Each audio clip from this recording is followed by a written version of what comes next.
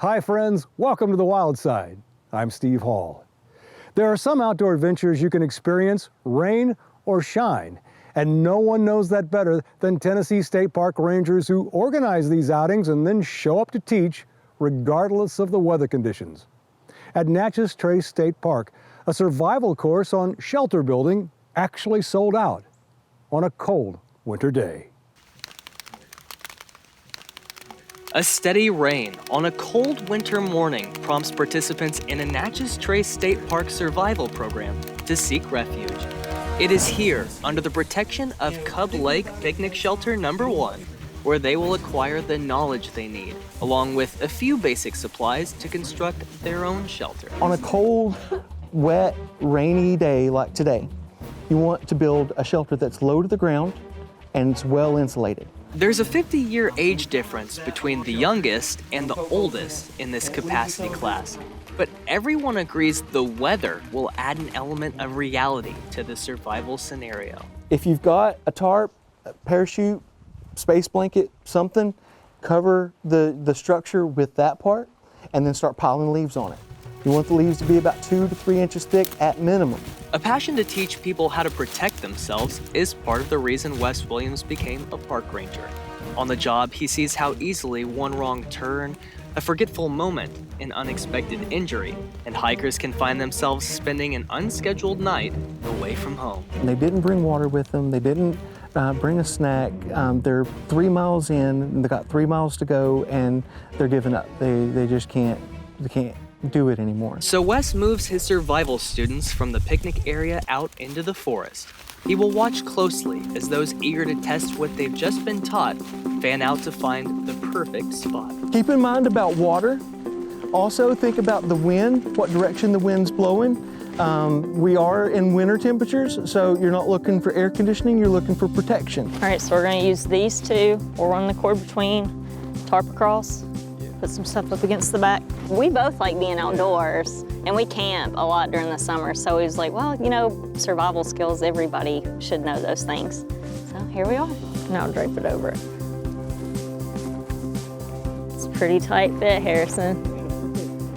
All right, but is it out enough to where we can put those stakes in it? I'm gonna build the low profile, get me a frame going, and then lay the tarp over it and then pile leaves on top of that. I'm going to stretch a tarp over both sides of this and let my shelter be from the wind that direction, which is coming over the hill. Well, we don't have any cordage.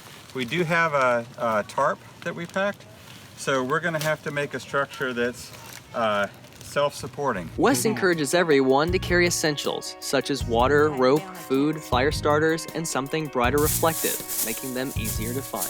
If I'm out and about by myself, like hiking now, I never used to carry something like this. I always just used to carry some extra water. The thing is, getting lost never starts with, hey, I'm probably gonna get lost. But here at Natchez Trace, with 48,000 acres and 100 miles of hiking trails, people do get lost. If you're in a survival situation and you're fighting for your life and we're out here looking for you, it is absolutely in your best interest to be as easy to find as possible. Colorful tarps decorate the landscape as survival shelters are quickly constructed. A husband and wife each make their own so they will know how to fend for themselves, while a scout troop huddles up together. We got wood and we tied it onto the trees, and then we got a bigger one to make our roof, and then we tied the tarps onto it, and we got sticks. We stacked them up because we didn't have enough tarp, and then we started stacking leaves on it. Each scout had one tarp, so we decided to just combine them because it was going to get cold. Lower ceilings will help you stay warmer, and if you have more people in there, body heat. Another family working together decides if one shelter is good, maybe a second one will be better. The first structure, I would say it's more for like one person in one night. We just kind of tied a string to 2 trees and laid the tarp over it, pretty basic. So we got that one done in a pretty quick amount of time, and we felt like, well, we did that, let's try something a little bit more elaborate. This would be better for 2 or 3 nights because hopefully it wouldn't take longer than that to get rescued. But more than one participant acknowledged getting lost wasn't the only reason they might someday need a shelter. It gives me a reassurance to know that if something tragic like the world that we live in with unexpected occurrences, that they have a higher chance of knowing what to do in case of an emergency, and to be able to, most importantly, be able to have the knowledge to help themselves and help others. Some of the folks actually took their time and built some very impressive shelters. Something that they would be comfortable in, hanging out in for several days if they needed to. Someplace that instantly started to feel like home. Other people built smaller shelters, and I was very impressed at just how little space they feel like they need.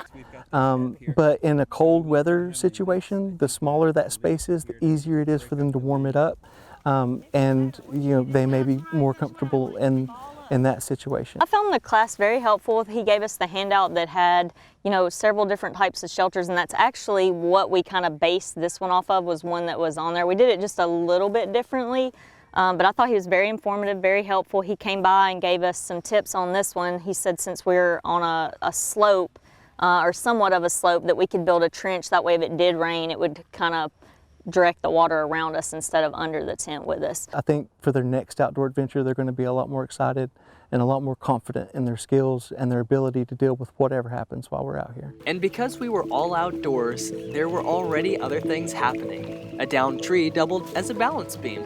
Wet wood became a fun fire starting challenge. And the survivalist surely needs a bow. I got my fort done sort of early, so I decided just to pass the time, and I found a cool stick that would work very well for a bow, and I had some extra cordage, so I used my hatchet and I chopped off some of the cordage, and I put it, I tied off the stick. Me and my friend used to make bows a lot. Since no one was really lost, there was time to just relax and enjoy the shelters before a slow and satisfied walk out of the forest, with more knowledge now than we all had this morning. I'm Ezekiel Noel Hall on the Wild Side. In a real survival situation, Ranger Williams says, stay where you are so you'll be easier to find. And when building a survival shelter, take a look at all the resources surrounding you. Sometimes a solution will present itself. And always tell someone where you're going as specifically as possible.